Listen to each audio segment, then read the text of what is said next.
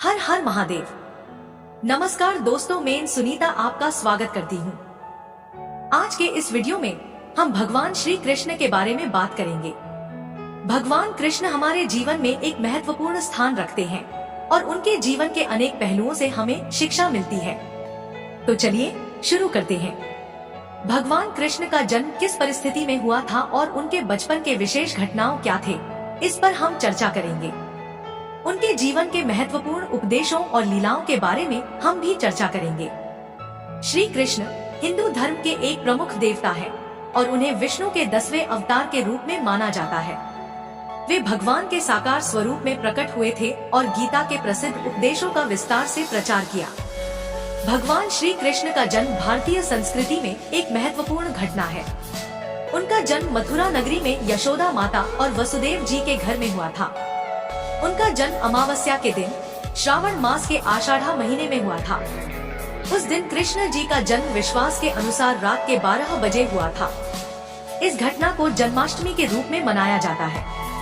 उनके जन्म के समय मथुरा में कंस नामक राजा श्री कृष्ण का दुश्मन था। वह उनका हत्या करने के लिए प्रयास करता था, लेकिन उनके पिता वसुदेव ने उन्हें गोकुल नामक स्थान में नंद बाबा और यशोदा माता के पास ले जाकर उन्हें सुरक्षित कर दिया। कृष्ण जी का बचपन गोकुल में बहुत ही प्रसन्नतम और मधुर था।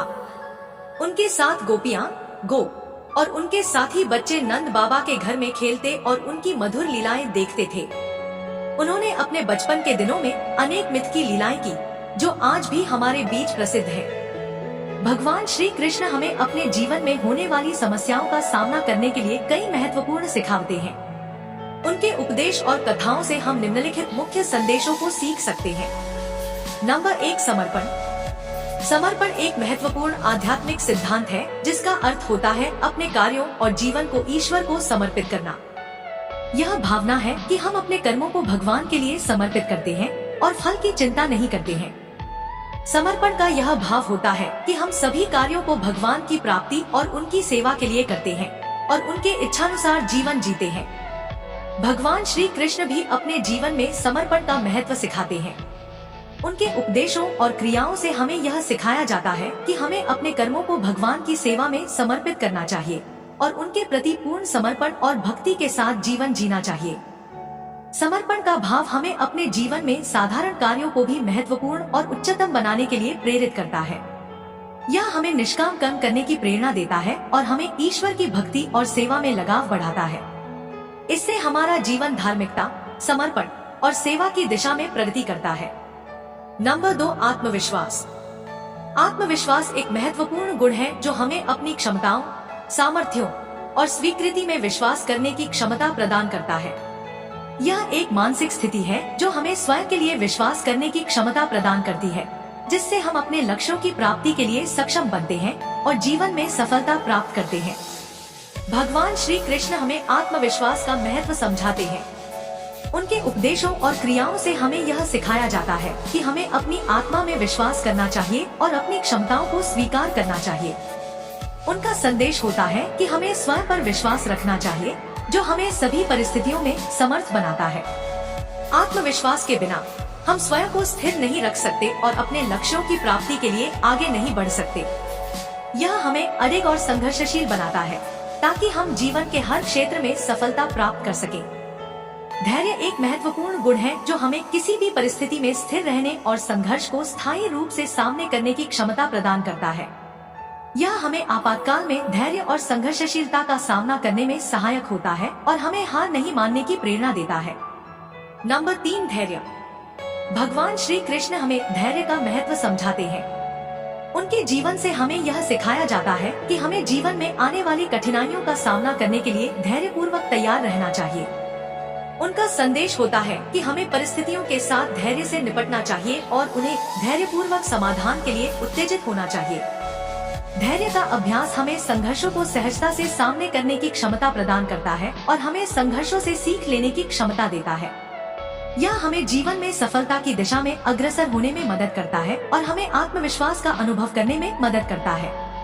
धैर्य के बिना हम जीवन में आने वाली प्रतिकूल परिस्थितियों से संघर्ष करने में असफल हो सकते हैं।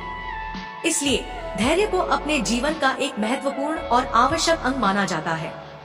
भगवान श्री कृष्ण के उपदेशों से हमें धैर्य का महत्व समझाया जाता है, जो हमें जीवन की हर परिस्थिति में स्थिरता और समर्थ बनाता है। भगवान श्री कृष्ण के उपदेशों के माध्यम से हमें आत्मविश्वास का महत्व समझाया जाता है, जो हमें सभी परिस्थितियों में समर्थ बनाता है और हमें अपने जीवन में सफलता की ओर ले जाता है। नंबर 4, ध्यान। ध्यान एक महत्वपूर्ण आध्यात्मिक अभ्यास है जो हमें मानसिक शांति, चित्त की स्थिरता और आत्मा के साथ संयोग की स्थापना में मदद करता है। ध्यान करने से हम अपने मन को नियंत्रित करते हैं और आत्मा की ओर उन्मुख होते हैं। यह हमें आत्मज्ञान, स्वयं की पहचान और आध्यात्मिक सद्गुणों का विकास करने में मदद करता है। भगवान श्री कृष्ण हमें ध्यान का महत्व समझाते हैं। उनके उपदेशों में ध्यान की महत्वपूर्णता को बहुत उच्च माना गया है। वे कहते हैं कि हमें मन को संयमित और नियंत्रित रखना चाहिए और आत्मा के साथ आध्यात्मिक संयोग का अनुभव करना चाहिए। ध्यान के द्वारा हम अपने मन को स्थिर करते हैं, जिससे हम आत्मा की अंतर्दृष्टि को प्राप्त करते हैं और अपने जीवन की उद्दीपना प्राप्त करते हैं। ध्यान हमें अपने आप से जुड़ने, आत्मसमर्पण करने और आत्मा के अद्वितीय स्वरूप को समझने में मदद करता है। भगवान श्री कृष्ण के उपदेशों के अनुसार ध्यान हमें आत्मा के साथ संयोग और आत्मज्ञान की प्राप्ति में मदद करता है। यह हमें आत्मा के शांति, शुद्धि और प्रकाश में ले जाता है और हमें स्वयं के साथ और ईश्वर के साथ संबंध को मजबूत करता है। भगवद गीता भारतीय साहित्य और धर्म ग्रंथों में एक महत्वपूर्ण ग्रंथ है, जो महाभारत के श्रीमद् भगवद गीता पर्व में स्थित है।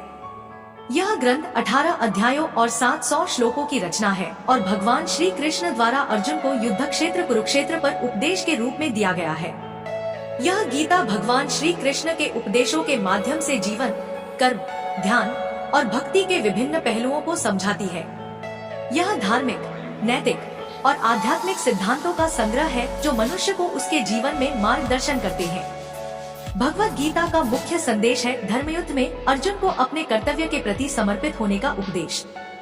भगवान कृष्ण ने अर्जुन को योग, भक्ति और ज्ञान के माध्यम से अपने कर्म का पालन करने का प्रेरणा दिया। उन्होंने यहाँ जीवन के विभिन्न पहलुओं को समझाया और सामाजिक, नैतिक और आध्यात्मिक मूल्यों की महत्वपूर्णता को बताया। भगवद गीता आज भी विश्व भर में लोगों के जीवन में प्रभाव डालती है और उन्हें अपने कर्तव्यों का पालन करने के लिए प्रेरित करती है। यह एक अमूल्य धार्मिक ग्रंथ है, जो मनुष्य को जीवन के उद्देश्य और मार्ग के बारे में ज्ञान देता है। वैदिक परंपरा के अनुसार भगवान विष्णु के 10 महत्वपूर्ण अवतार हैं, जिन्हें दशावतार कहा जाता है। ये अवतार हैं: नंबर 1, मत्स्यावतार। मत्स्यावतार मत्स्य रूप में भगवान विष्णु का प्रकट होना। नंबर 2, कूर्मावतार। कूर्म रूप में भगवान विष्णु का अवतरण। नंबर 3, वराह अवतार। वराह रूप में भगवान विष्णु का अवतरण। नंबर 4, नरसिंह अवतार। नरसिंह रूप में भगवान विष्णु का अवतरण। नंबर 5, वामन अवतार। वामन रूप में भगवान विष्णु का अवतरण। नंबर 6, परशुराम अवतार। परशुराम रूप में भगवान विष्णु का अवतरण। नंबर 7, रामावतार। भगवान राम के रूप में भगवान विष्णु का प्रकट होना। नंबर 8, कृष्ण अवतार। भगवान कृष्ण के रूप में भगवान विष्णु का अवतरण। नंबर 9, बुद्धावतार। गौतम बुद्ध के रूप में भगवान विष्णु का प्रकट होना। नंबर 10, कल्कि अवतार। इस अवतार में भगवान कल्कि रूप में भगवान विष्णु का अवतरण होगा, जो अंतिम अवतार माना जाता है। धन्यवाद दोस्तों कि आपने इस वीडियो को देखा। अगर आपको यह वीडियो पसंद आया हो तो कृपया इसे लाइक करें, कमेंट करें और इसे अपने दोस्तों के साथ साझा करें। और हाँ, अगर आपने अभी तक मेरे चैनल को सब्सक्राइब नहीं किया है तो अभी सब्सक्राइब करें, ताकि आप मेरे आने वाले वीडियो को न चुकें। धन्यवाद। जय श्री कृष्ण।